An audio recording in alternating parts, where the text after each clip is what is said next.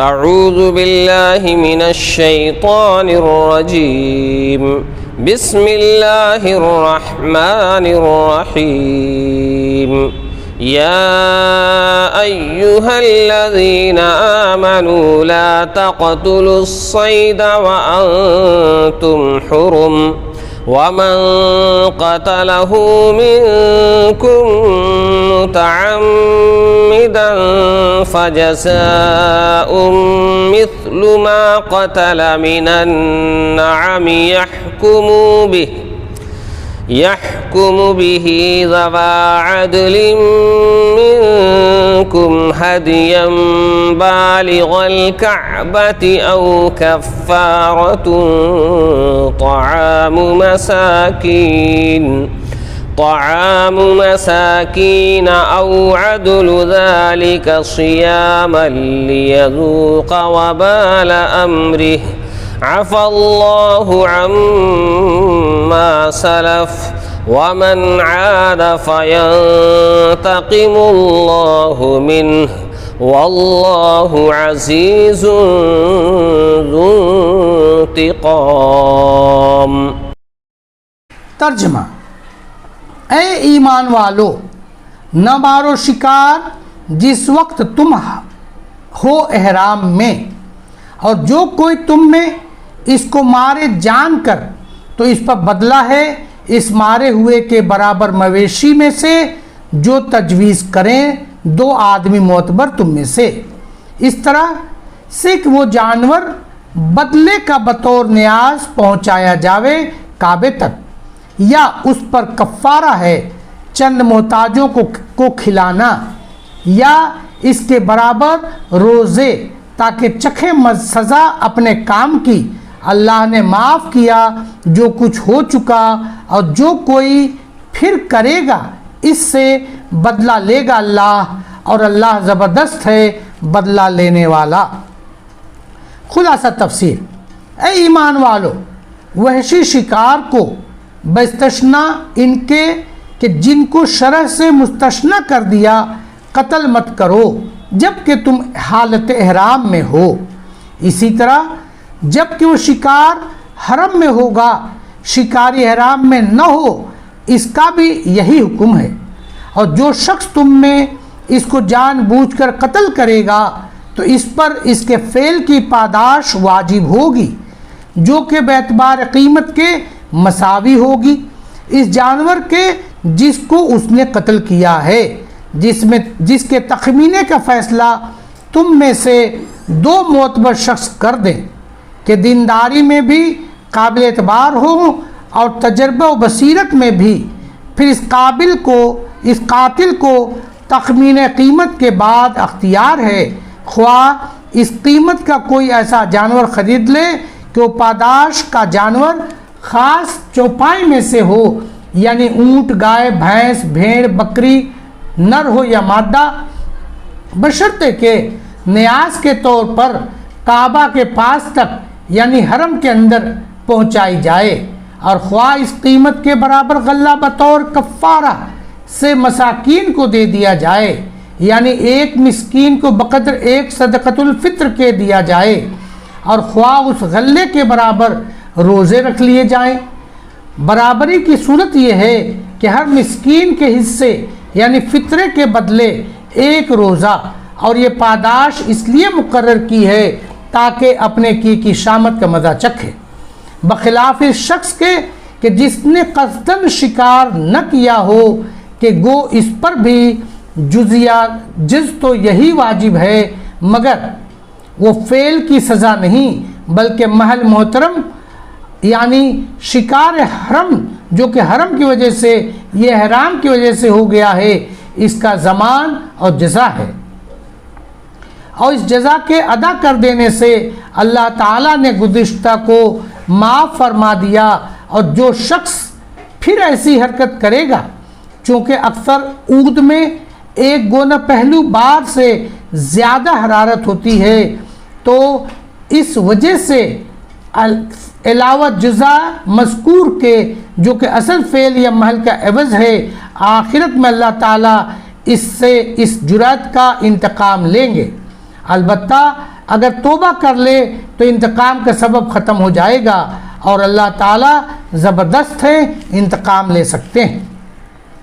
اگلی آیت میں فرمایا گیا تمہارے لیے حالت احرام میں دریا یعنی پانی کا شکار پکڑنا اور اس کا کھانا سب حلال کیا گیا ہے، تمہارے انتفاع کے واسطے اور تمہارے مسافروں کے انتفاع کے واسطے کہ سفر میں اسی کو توشہ بنا دیں، اور خشکی کے شکار وہ بعض صورتوں میں کھانا حلال ہو مگر پکڑنا یا اس میں معین ہونا تمہارے لیے حرام کیا گیا جب تک تم حالت احرام میں رہو، اور اللہ تعالیٰ کی مخالفت سے ڈرو جس کے پاس جمع کر کے حاضر کیے جاؤ گے۔ معارف و مسائل۔ مسئلہ سید جو کہ حرام اور احرام میں حرام ہے عام ہے، خواہ معقول یعنی حلال جانور ہو یا غیر معقول یعنی حرام جانور ہو۔ مسئلہ سید یعنی شکار ان جانوروں کو کہا جاتا ہے جو وحشی ہوں، عادتاً انسانوں کے پاس نہ رہتے ہوں، پر جو خلفت الاہلی ہوں جیسے بھیڑ، بکری، گائے، اونٹ، ان کو ذبح کرنا اور کھانا درست ہے۔ مسئلہ جو حلال شکار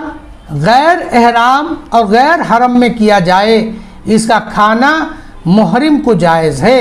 جب یہ اس کے قتل وغیرہ میں معین یا مشیر یا بتلانے والا نہ ہو۔ مسئلہ شکار حرم کو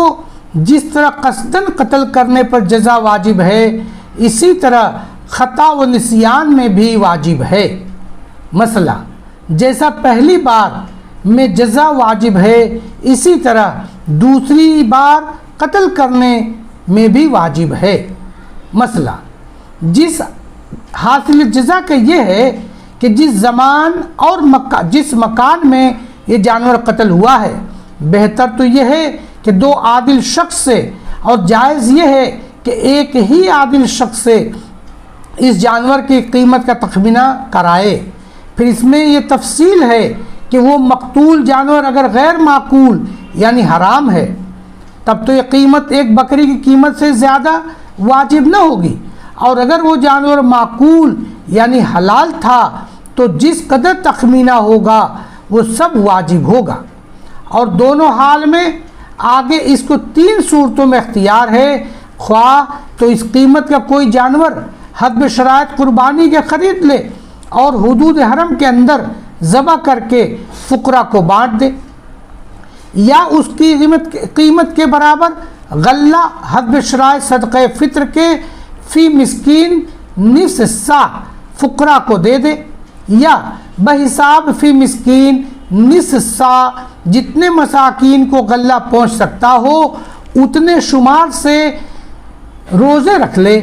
اور تقسیم غلے اور روزوں کے میں حرم کی قید نہیں، اور اگر قیمت نصف سے بھی کم واجب ہوئی ہے تو اختیار ہے کہ خواہ ایک مسکین کو دے دے یا ایک روزہ رکھ لے۔ اسی طرح اگر فی مسکین نصف سا دے کر نصف سا سے کم بچ گیا تو بھی یہی اختیار ہے کہ خواہ وہ بقیہ ایک مسکین کو دے دے یا ایک روزہ رکھ لے۔ نصف سا کا وزن ہمارے وزن کے اعتبار سے 1.25 سیر ہوتا ہے۔ مسئلہ تخمین مذکورہ میں جتنے مسکین کا حصہ قرار پائے اگر ان کو 2 وقت کھانا شکم سیر کر کے کھلا دے تب بھی جائز ہے۔ مسئلہ اگر اس قیمت کے برابر ذبح کے لیے جانور تجویز کیا مگر کچھ قیمت بچ گئی تو اس بقیے کے اختیار ہے، خواہ وہ دوسرا جانور خریدے یا اس کا غلہ دے دے یا غلے کے حساب سے روزہ رکھ لے۔ جس طرح قتل میں جزا واجب ہے اسی طرح جانور کو زخمی کرنے میں بھی تخمینہ کرایا جائے گا، اور اس سے جانور کی کس قدر قیمت کم ہو گئی اس مقدار قیمت میں پھر وہی 3 مذکورہ صورتیں جائز ہوں گی۔ مسئلہ محرم کو جس جانور کا شکار کرنا حرام ہے اس کا ذبح کرنا بھی حرام ہے، اگر اس کو ذبح کرے گا تو اس کا حکم مردار کا سا ہوگا۔ مسئلہ اگر جانور کے قتل ہونے کی جگہ جنگل ہے تو جو آبادی سے قریب ہو وہاں کے اعتبار سے تخمینہ کیا جائے گا. مسئلہ اشارہ و دلالت و اعانت شکار میں مثل شکار کرنے کے حرام ہے. مسئلہ البتہ جو دلیل سے مستثنا ہو گئے ہیں ان کو پکڑنا قتل کرنا حلال ہے، جیسے دریائی جانور کے شکار اور بعض خشکی کے جانور جیسے کوا اور چیل اور بھیڑیا اور سانپ اور بچھو اور کاٹنے والا کتا. اسی طرح جو درندہ خود حملہ کرے اس کا قتل بھی جائز ہے، حدیث میں ان کا استثناء مذکور ہے. وآخر دعوانا ان الحمدللہ رب العالمین. السلام علیکم ورحمۃ اللہ وبرکاتہ. Subscribe now and press the bell icon. Never miss an update.